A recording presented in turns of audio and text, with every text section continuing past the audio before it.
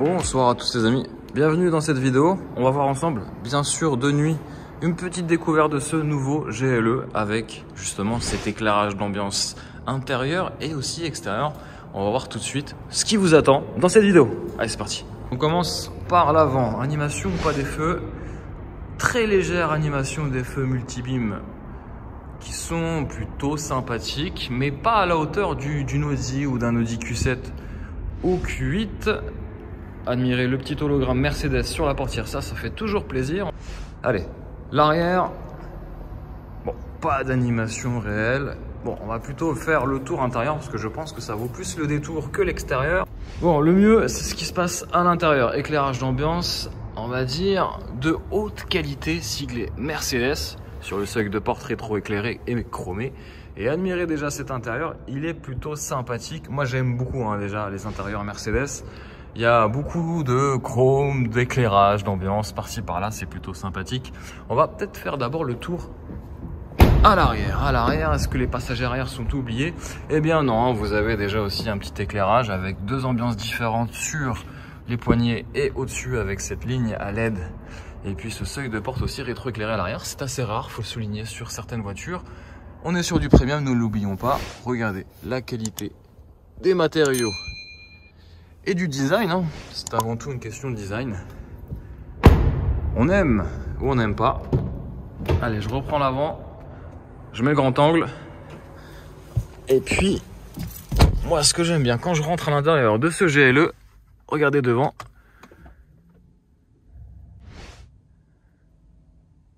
Ça, c'est plutôt la grande classe. Regardez, c'est super sympathique. Bon, alors bienvenue à bord, hein, à l'intérieur, surtout au volant de ce GLE. Alors c'est vrai qu'il y a pas mal d'éclairage, on aime ou on n'aime pas, mais je trouve que c'est plutôt, on est en 2022, donc c'est plutôt pas mal d'avoir un intérieur où tu peux personnaliser un peu tout. D'ailleurs, allez, on va le faire ensemble, c'est très rapide. Hop, le petit pavé tactile, ça c'est toujours bien aussi d'avoir des boutons avec ce pose poignet ou ce pose main en petit cuir, ça c'est plutôt sympathique. On aime, hein, j'aime bien moi les intérieurs où il y a pas mal de boutons, où on peut toucher, contrairement aux intérieurs trop épurés qui sont à mon goût trop en avance, trop futuristes. Et puis forcément moi j'aime bien toucher, avoir je sais pas, un ressenti, c'est comme ça qu'on sait hein, si les matériaux sont de qualité ou pas.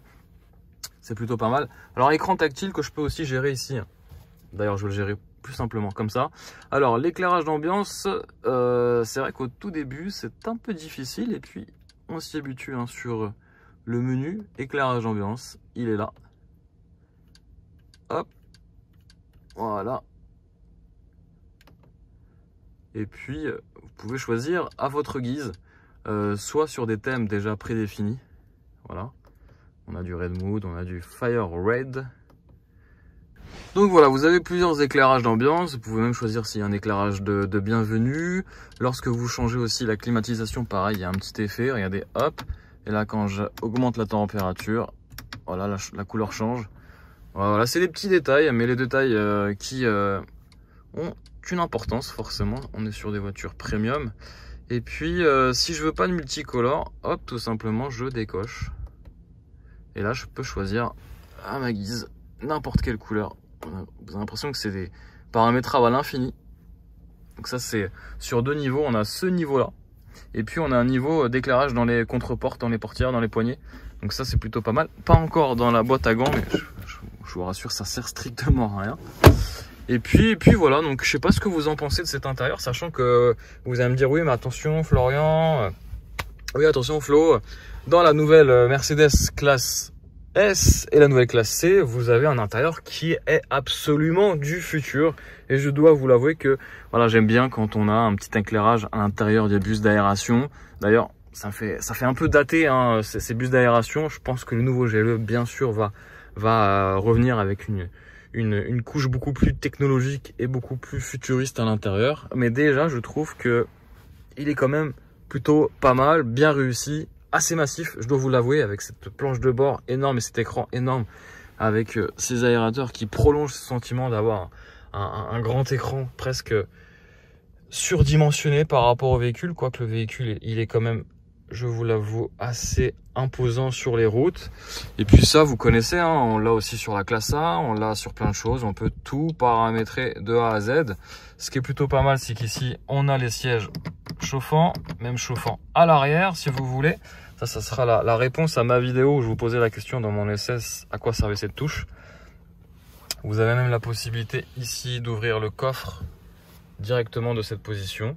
Et puis, je pense qu'on a fait vraiment le tour de cette Mercedes. Je ne sais pas ce que je peux vous montrer d'autre. Si, effectivement, la particularité de cette motorisation, c'est une motorisation hybride, donc avec quand même un mode off-road qui va être sympa, c'est que la voiture se lève de quelques centimètres pour faire du franchissement, enfin entre guillemets. Le mode éco, ce qui permettra d'avoir le meilleur des deux mondes. Hop, je reviens sur ça parce que ça vient de disparaître. On a le battery level qui va permettre de conserver le niveau de batterie parce qu'effectivement c'est un diesel hybride. Ça peut vous surprendre, mais il s'agit bien d'un diesel hybride qui fait au total 320 chevaux et 700 Nm de couple. Mais ça, vous le verrez directement dans ma vidéo, un essai détaillé. On a le mode confort, on a le mode sport qui va activer directement, là vous l'entendez, le moteur. C'est un 4 cylindres, oui, il perd sa noblesse.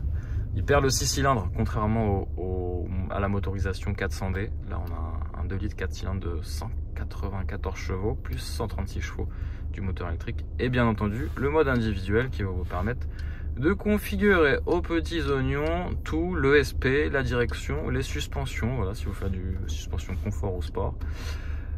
Si vous voulez une réponse moteur plutôt en mode éco qui va être un peu plus long ou plus réactif, ce sera plutôt le mode électrique, je trouve. Et puis voilà, vous pouvez configurer vraiment tout. Et ça, c'est vraiment l'avantage des Mercedes, c'est que vous avez un paramétrage dans l'écran qui est absolument, j'ai l'impression que c'est sans fin. C'est qu'il y a des menus, sous-menus, sous-menus. Alors ça peut paraître compliqué au premier abord, mais après, une fois qu'on s'habitue, c'est plutôt sympathique et pratique. Et c'est surtout pratique, c'est ces boutons raccourcis ici. Alors on a même la caméra 360. Ça, c'est pas une nouveauté, on est sur du premium, on est presque habitué, mais elle est quand même de haute qualité. Et c'est surtout que ce véhicule, ce GLE, vaut 90 000 € en finition AMG Line. Et vous avez le pack Premium Plus qu'il faut ajouter à peu près 1000 €. 1000 €, ça correspondra à la Sono Burmester, qui est plutôt de bonne qualité, surtout si vous avez une hybride, donc vous roulez en mode électrique, en mode silence, et donc du coup vous profitez pleinement de la Sono, qui est plutôt vraiment de bonne qualité. Vous avez, hop, le toit ouvrant ici, panoramique s'il vous plaît, ok. Vous avez les alertes d'angle mort.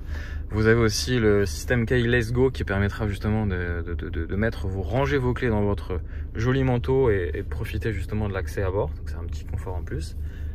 Qu'est-ce que vous avez d'autre? Les sièges chauffants bien sûr, compris dans ce pack Premium Plus. Et puis je crois que c'est à peu près tout. Voilà. Et écoutez les amis, je pense qu'on a fait le tour de ce véhicule. Très sympathique. N'hésitez pas à me dire ce que vous en pensez. Sachant que dans la catégorie, on a bien sûr son concurrent direct, le BMW X5 hybride sur 2 motorisations. Celui-ci, chez BM, vous avez la version 4 cylindres et aussi la version 6 cylindres, le 45E, je crois. Donc, à vous de me dire ce que vous en pensez. Et surtout, n'oublions pas l'Audi Q7. Eh oui, il commence à se faire vieux, mais il y a l'Audi Q7. Je crois qu'il existe aussi en version hybride. Voilà. Voilà les amis, j'espère que cette petite découverte de nuit, comme vous les aimez, de ce Mercedes GLE hybride, un diesel hybride, vous a plu. Si c'est le cas, bien sûr, la petite force, le petit soutien, le petit pouce, bien sûr. Et puis surtout, n'hésitez pas à me donner votre avis en commentaire. Merci par avance. Et moi, je vous souhaite une bonne journée ou une bonne nuit. Voilà. Allez, ciao à tous.